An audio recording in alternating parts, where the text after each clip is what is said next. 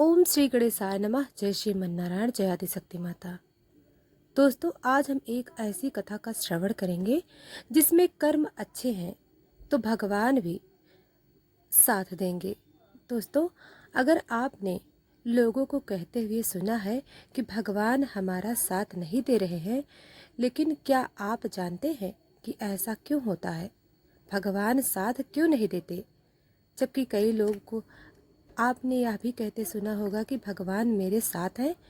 दोस्तों, भगवान सिर्फ उन्हीं की मदद करते हैं जिनके कर्म अच्छे होते हैं, जिनके कर्म के उच्छेद से अच्छा होता है और जो दूसरों को सुख पहुंचाने के लिए काम करते हैं।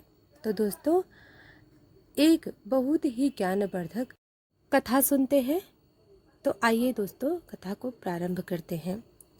किसी नगर में एक गरीब किसान का बेटा रहता था। उसका एक बेटा था जो हमेशा दूसरों की सेवा करता और हमेशा ईश्वर की भक्ति में लीन रहता था। इसलिए उसके पिताजी ने उनका नाम रामू रख दिया। रामू का जन्म एक सामान्य किसान परिवार में हुआ था। इसके पिताजी करते थे और गायों का पालन किया करते थे। एक दिन रामू के परिवार के कुल गुरु, जिनका नाम था पंडित त्रिभुवन, वे तीर्थ यात्रा करके लौटे थे और कुछ दिनों के लिए रामू के घर पर रुक गए। पंडित त्रिभुवन जी सालिग्राम भगवान की सेवा किया करते थे। वह बड़े भक्ति भाव से भगवान सालिग्राम की सेवा किया करते थे। उनको पुष्प चढ़ाते, उनको भोग लगाते और भगवान को भोग लगाने के बाद ही भोजन ग्रहण करते थे। बालक रामू पंडित त्रिभुवन जी को यह सब करते हुए देखता था। उसे भगवान की सेवा बड़ी अच्छी लगती थी। जब पंडित जी भगवान की सेवा किया करता तो रामू का बड़ा ही सुकून मिलने लगता। कुछ दिनों के बाद जब पंडित त्रिभुवन जाने लगे, तब बालक रामू पंडित जी से सालिग्राम भगवान के लिए जिद करने लगे। कहने लगा कि मुझे भगवान सालिग्राम चाहिए। परंतु पंडित जी अपने भगवान सालिग्राम के छोटे से बालक को कैसे दे सकते थे? रामू को उनके पिता माता ने बहुत समझाया, परंतु रामू नहीं माने। अंत में लोगों ने पंडित जी से कहा कि यह तो बालक है, इसे भगवान सालिग्राम जैसा कुछ और देकर बहला फुसला दो। अगले दिन पंडित जी नदी में स्नान करने गए। वहां से एक गोल मटोल थोड़ा बड़ा सा काले रंग का पत्थर ले आए। वह रामू के पास आकर बोले, मैं तुम्हें अपने भगवान सालिग्राम को दे दूंगा, लेकिन मेरे पास दो भगवान सालिग्राम हैं, बड़े ठाकुर जी और छोटे ठाकुर जी। तुम्हें कौन से ठाकुर जी चाहिए? रामू ने झट से जवाब दिया, मुझे तो बड़े ठाकुर जी चाहिए। पंडित जी भी यही चाहते थे। तब पंडित जी ने रामू को वह बड़ा काला पत्थर, जिसे बड़े ठाकुर जी बताकर दे दिया। अब ठाकुर जी को पाकर रामू बहुत प्रसन्न हो गया, बड़े खुश हो गए। वे बड़े भक्ति भाव से उनकी सेवा करने लगे। जब रामू गाय चराने खेती की तरफ जाते तो ठाकुर जी को अपने साथ ले जाते। रामू की माँ ने उनको बाजरे की रोटी, साग, अचार और गुड़ खाने के लिए दिया। अब रामू ने भी निश्चय किया कि वह भी पंडित जी की तरह ठाकुर जी को जब तक भोग नहीं लगाएंगे और जब तक ठाकुर जी को खिला नहीं देंगे, तब तक खुद भी भोजन नहीं करेंगे। रामू जब खेत में पहुंचे तो प्रेम से ठाकुर जी को पुकार कर कहने लगे कि ठाकुर जी, जब तक आप भोग नहीं खाएंगे तब तक मैं भी भोजन नहीं करूंगा। रामू ने निश्चय किया कि जब तक ठाकुर जी प्रकट होकर भोग नहीं लगाते, वह भी भोजन का एक टुकड़ा भी ग्रहण नहीं करेंगे। जब ठाकुर जी ने भोग नहीं लगाया तो रामू ने शाम को वह रोटी गाय को खिला दी। 3 दिन तक ऐसा ही चलता रहा। न ठाकुर जी भोग लगाते और न रामू भोजन करते। चौथे दिन की बात है, रामू की माता फिर से रोटी लेकर आई। अब रामू खेतों में जाकर जोर जोर से रोने लगे और ठाकुर जी से गुहार लगाने लगे। वह बोले, आप तो बड़े ठाकुर जी हैं, आपको तो लोग रोज 56 प्रकार का भोजन खिलाते होंगे, परंतु मैं तो बालक हूँ, 3 दिन से भूखा हूँ और परेशान हूँ। क्या आपको मुझ पर दया भी नहीं आती? मुझ पर दया करके ही थोड़ा सा भोग लगा लो, जिससे मैं भी कुछ खा सकूं। क्योंकि पंडित जी ने कहा था कि आपको खिलाए बिना मैं कुछ नहीं खा सकता, इसलिए पहले आप खा लो, इसके बाद ही मैं खाऊंगा। रामू के भोलेपन से की गई प्रार्थना को सुनकर भगवान ठाकुर जी साक्षात प्रकट हो गए। अपने ठाकुर जी को देखकर रामू बहुत प्रसन्न हो गए। उन्होंने ठाकुर जी को माँ की दी हुई बाजरे की रोटी, साग और गुड़ खाने को दिया। ठाकुर जी बड़े चाव से रोटी खाने लगे। 4 रोटी में से 2 रोटी ठाकुर जी ने खा ली। अब ठाकुर जी तीसरी रोटी खाने लगे। तब रामू ने उनका हाथ पकड़ लिया और कहा, सारी रोटियां आप ही खा जाएंगे? क्या मुझे भी तो भूख लगी है, तो मैं कैसे खाऊंगा? मैं तो 4 दिनों से भूखा हूँ, मैंने कुछ भी नहीं खाया। 2 रोटी आपने खा ली, अब 2 रोटी मेरे लिए छोड़ दो। इसके बाद ठाकुर जी मुस्कुराने लगे और बची हुई 2 रोटियां रामू ने खाई। अब तो उनका यह रोज का नियम बन गया था। रामू जब भी गाय चराने जाते तो भोजन खेत में जाकर ठाकुर जी के साथ ही करते। एक दिन ठाकुर जी ने रामू से कहा कि तुम रोज मुझे रोटी खिलाते हो, मैं मुफ्त में रोटी नहीं खाना चाहता था, मैं तुम्हारा कोई काम कर दिया करूँगा। रामू ने कहा, मैं तो बालक हूँ, केवल गाय ही चराता हूँ, मैं आपको क्या काम बता सकता हूँ? तब ठाकुर जी ने कहा कि मैं तुम्हारी गाय ही चरा दिया करूँगा। उस दिन के बाद से ठाकुर जी रामू की गाय चराने लगे। एक दिन रामू ने ठाकुर जी से पूछा, आप मुझे अपने हृदय से नहीं लगाते? तब ठाकुर जी ने कहा, मैं तुम्हें प्रत्यक्ष हो गया हूँ, लेकिन पूरी तरह से मैं तब मिलता हूँ जब कोई सद्गुरु जी को अपना लेता है। अभी तुमने अपने किसी गुरु की शरण गति ग्रहण नहीं की है, इसलिए मैं तुम्हें अपने हृदय से नहीं लगा सकता। तब रामू बोले, मैं तो जानता नहीं कि गुरु किसे कहते हैं, फिर मैं अपना गुरु कैसे बनाऊं? ठाकुर जी मुस्कुराते हुए बोले, काशी में जगत गुरु श्री रामाचार्य मेरे ही स्वरूप में विराजमान है, तुम जाकर उनकी शरण ग्रहण करो। ठाकुर जी के कहने के अनुसार रामू ने काशी जाकर रामाचार्य जी की शरण गति कर ली। उस समय रामू की आयु लगभग 14 साल के आसपास थी। रामाचार्य जी ने रामू को अपने शिष्य के रूप में स्वीकार कर लिया और उन्हें आदेश दिया कि अब तुम अपने घर चले जाओ। रामू बोले, गुरुजी, अब मैं घर नहीं जाना चाहता, आप मुझे घर जाने का आदेश क्यों दे रहे हैं? गुरुजी बोले, अगर तुम यहाँ रहकर भजन करोगे तो केवल तुम्हारा ही कल्याण होगा, लेकिन अगर तुम अपने घर जाकर खेती किसानी करते हुए अपने माता पिता की सेवा करते हुए भजन करोगे तो तुम्हारे साथ कई जीवों का उद्धार हो जाएगा। गुरुजी की आज्ञा के अनुसार रामू घर लौट आए। इसके बाद जैसे ही रामू घर पहुँचे, ठाकुर जी ने उन्हें अपने हृदय से लगा लिया। इसके बाद रामू खूब संतों की सेवा करने लगे। जब भी उनके गांव में कोई साधु संत आता, रामू उन्हें अपने घर में ले आते और बड़े प्रेम से उनकी सेवा करते, उन्हें भोजन खिलाते। संतों की सेवा करने के कारण अब उनके घर दूर दूर से साधु संत आने लगे। रामू सभी का बड़े प्रेम से सत्कार करते और उन सभी को भोजन खिलाते। एक दिन की बात है, रामू के पिता ने रामू से कहा, देखो बेटा, हम लोग गृहस्थ हैं, यदि महीने में एक बार कोई साधु आ जाए तो हम उसकी सेवा भी कर दें और उन्हें भोजन भी करवा दें, लेकिन तुम्हारी इन साधुओं से ऐसी दोस्ती हो गई है कि हर दूसरे दिन कोई ना कोई साधु चला आता है और अपने साथ 1-2 और को भी ले आता है। यह ठीक नहीं है। हम अपनी खेती बाड़ी का काम करें या इन साधुओं की सेवा करें? तुम तो अभी बालक हो कुछ कमाते नहीं हो, तुम्हारा पालन पोषण भी हम ही करते हैं और ऊपर से तुम साधुओं को बुला लाते हो। इस प्रकार इन निठल्ले साधुओं की सेवा करना ठीक नहीं है। इसलिए एक बात कान खोलकर सुन लो, आज के बाद यदि तुम किसी साधु को लेकर आए तो मैं तुम्हें घर में नहीं घुसने दूंगा। तुम्हें साधु की सेवा करनी है तो पहले कुछ कमाई करो, फिर अपनी माई से साधु की सेवा कराना। पिताजी की बात सुनकर रामू उदास हो गए और चुपचाप खड़े हो गए।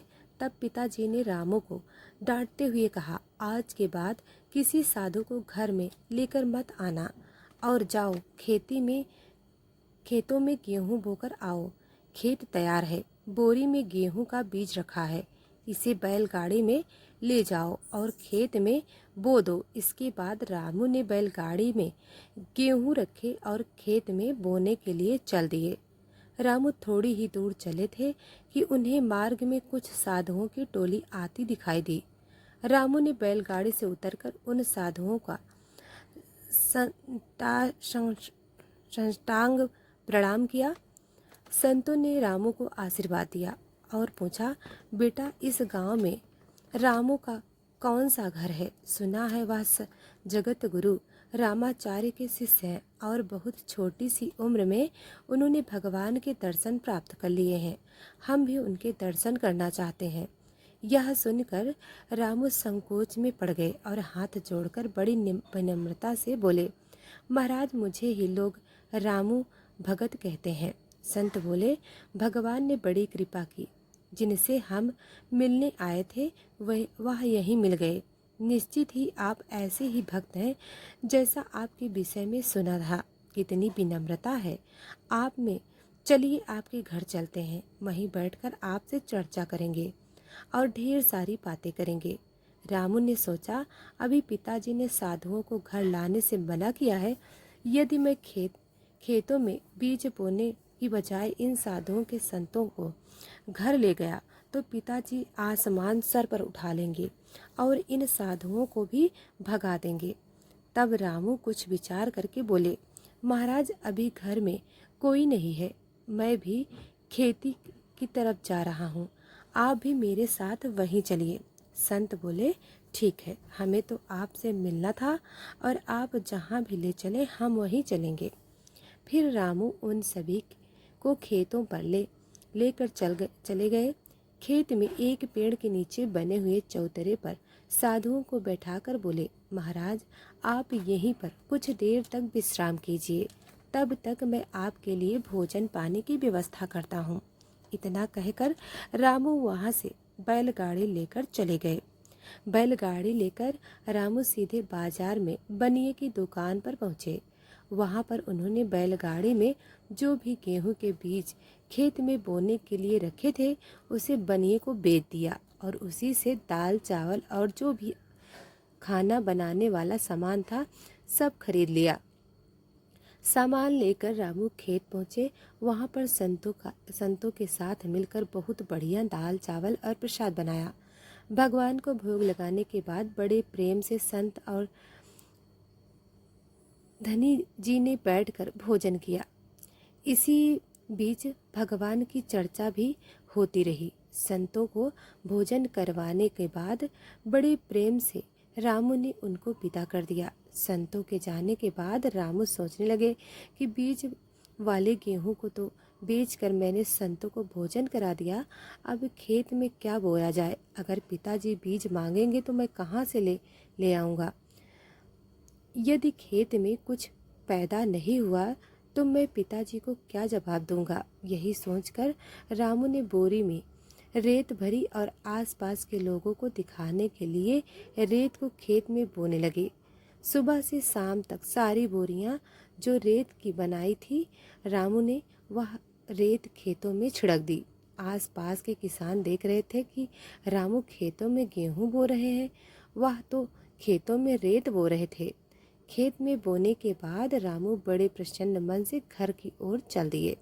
वह सोचने लगे कि खेत में जो तो कुछ उगना ही नहीं है तो देखभाल भी नहीं करनी पड़ेगी। रामू जब घर पहुँचे तो पिताजी ने पूछा कि खेत वो आए।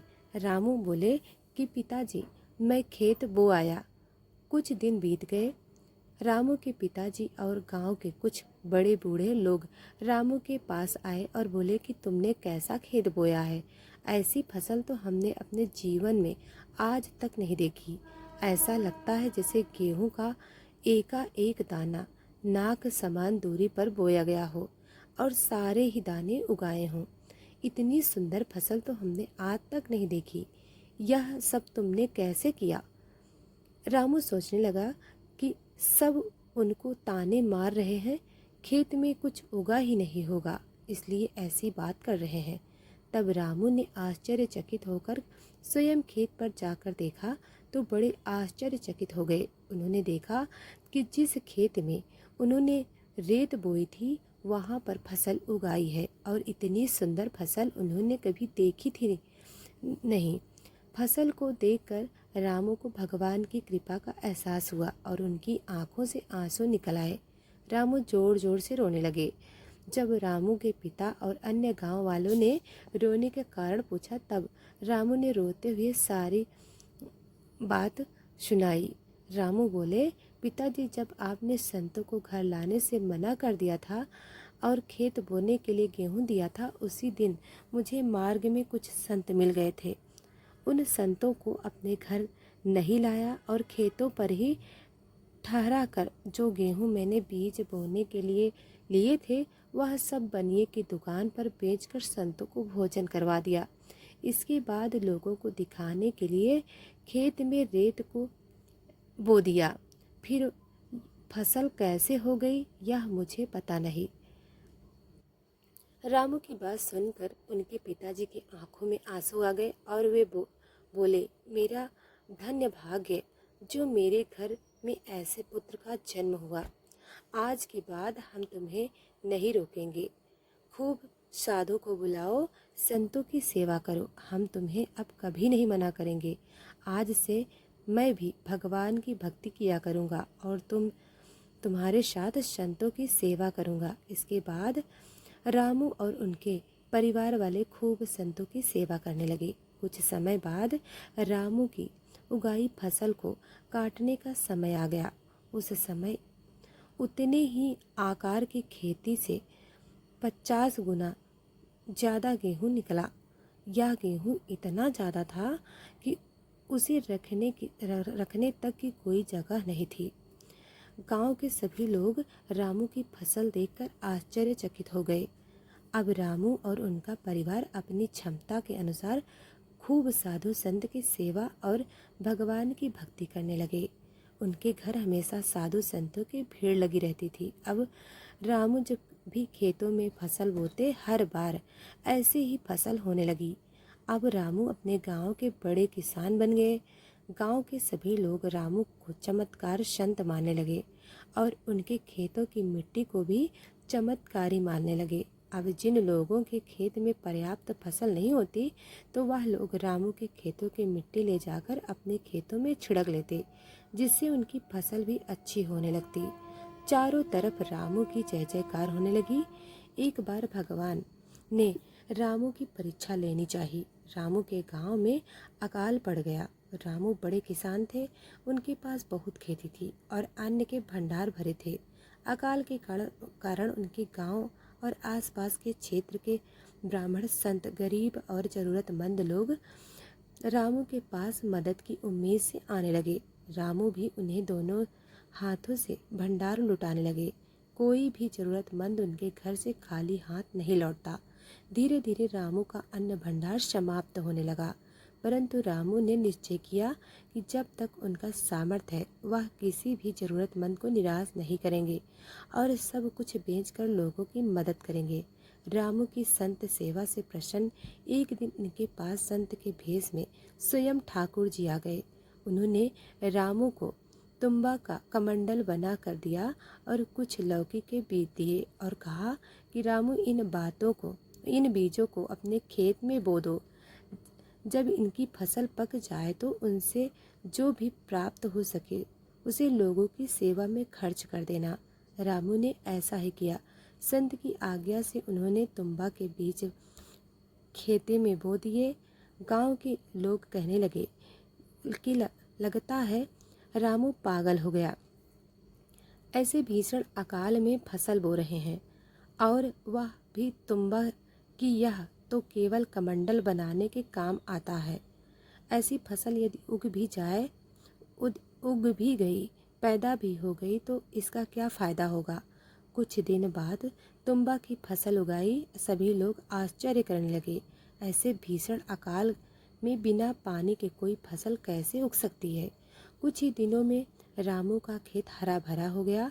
इसी बीच रामू ज़रूरतमंदों की सेवा करने लगे। रामू ने अपना सारा अन्न भंडार सेवा दान में लगा दिया। उनके घर में जो भी फसल के बीज रखे थे वह भी सब उन्होंने संतों को भोजन के लिए दान कर दिया।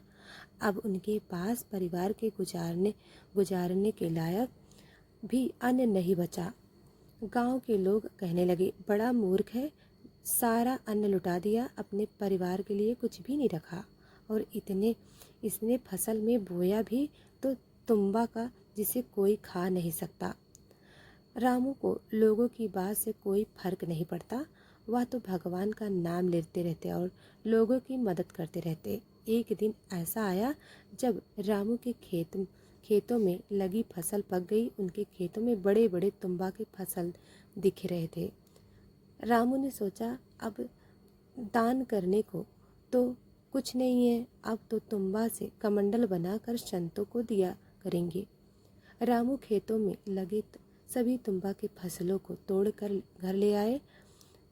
आकर जैसे ही उन्होंने तुम्बा को कमंडल बनाने के लिए काटा तो उन्होंने देखा कि तुम्बा हीरे मोती जवाहरात और कीमती रत्नों से भरा हुआ था।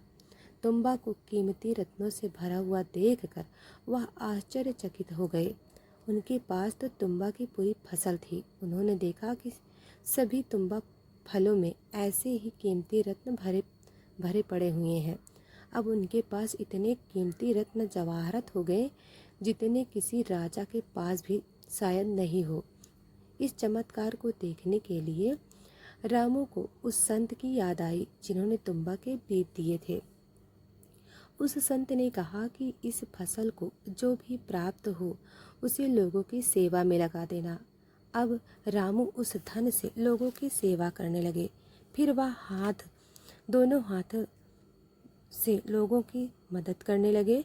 उस समय वह अकाल कई वर्षों तक चला। उस समय रामू ने अपने घर के आसपास कई गांव में लंगर शुरू करवा दिया। आसपास के सैकड़ों गांव के हजारों लोग वर्षों तक रामू के लंगर में तीनों समय का भोजन किया करते थे।